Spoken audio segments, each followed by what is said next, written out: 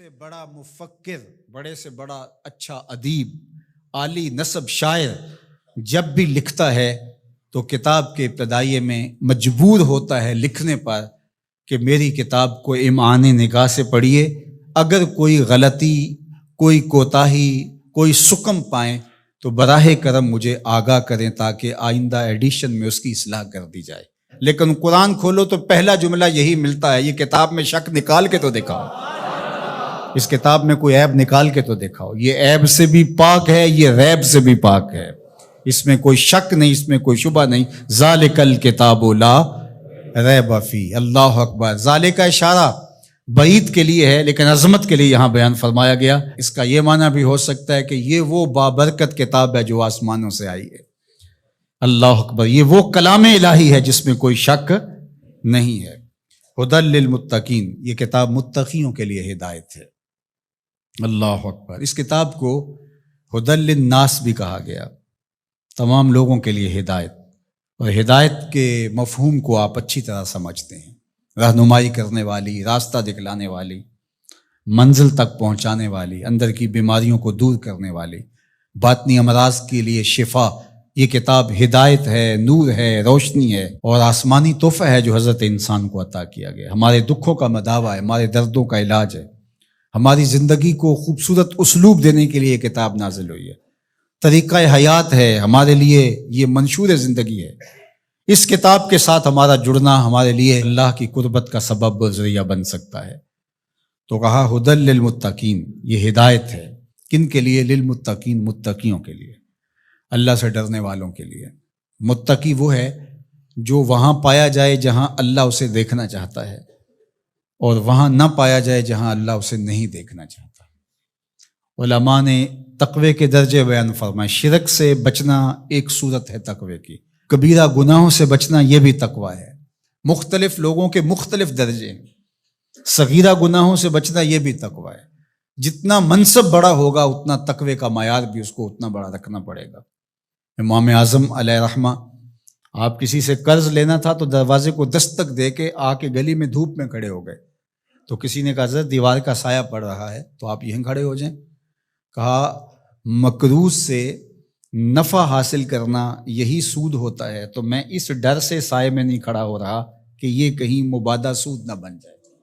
تو مختلف لوگوں کا مختلف تقوی ہوتا ہے۔ اللہ اکبر۔ تو شرک سے بچنا عام لوگوں کا تقوی یہ ہے، کبیرہ گناہوں سے بچنا تقوی کی یہ صورت ہے، صغائر سے بچنا یہ بھی ایک صورت ہے، لیکن ہر وہ شے جو خدا سے غافل کر سکتی ہو اس سے بھی بچنا یہ اللہ والوں کا تقوی ہے۔ تو اتقاء کا نور جو رکھنے والے ہیں قرآن، اس کے لیے ہدایت ہے۔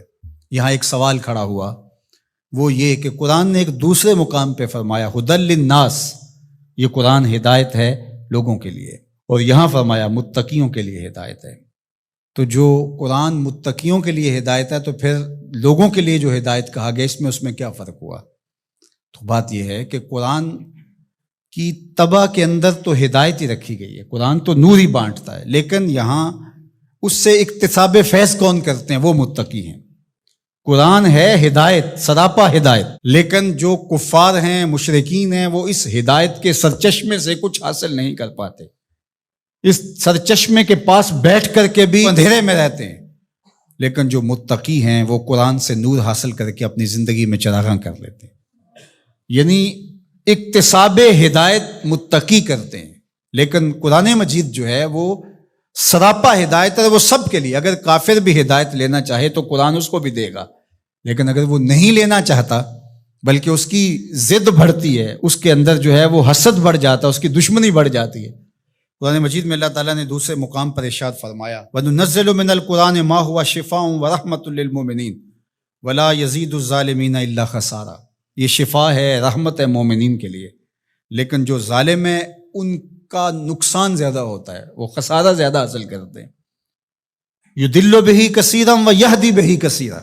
اسی قرآن سے کچھ ہدایت لیتے ہیں اور اسی قرآن سے کچھ گمراہ ہو جاتے ہیں۔ تو قرآن کا قصور تھوڑا ہے۔ 12 کے در لطافت تبش خلاف نیست، در باغ لالا رویت و در شورا بوم خاص۔ بارش کی فطرت کے اندر، طبع کے اندر کوئی اختلاف نہیں ہے. اس کے فردوس بدامہ قطروں کے اندر زندگی ہے، نور ہے، تازگی ہے، لطافت ہے، برکت ہے، حیات ہے. لیکن وہی بارش جب باغ میں برستی ہے تو لالا کے پھول پھوٹتے ہیں، گلاب مہکتے ہیں، کلیاں چٹکتی ہیں، یاسمین، نسرین، نسترن اور چمبیلی کے پھول بہار دیتے ہیں. اور وہی بارش جب گندگی کے ڈھیر پہ برستی ہے تو تعفن پھیلتا ہے، بدبو پھیلتی ہے. تو اب قصور بارش کا ہوا یا اس گندگی کے اندر چھپی ہوئی غلاظت کا؟ اس لیے قرآن ہے شفا، سراسر شفا ہے، سراسر نور ہے، سراسر روشنی ہے. لیکن اس کے لیے کیسے ہوگا جس کے اندر کفر کی بدی چھپی ہوئی ہے اور وہ جس سے روشنی لینا ہی نہیں.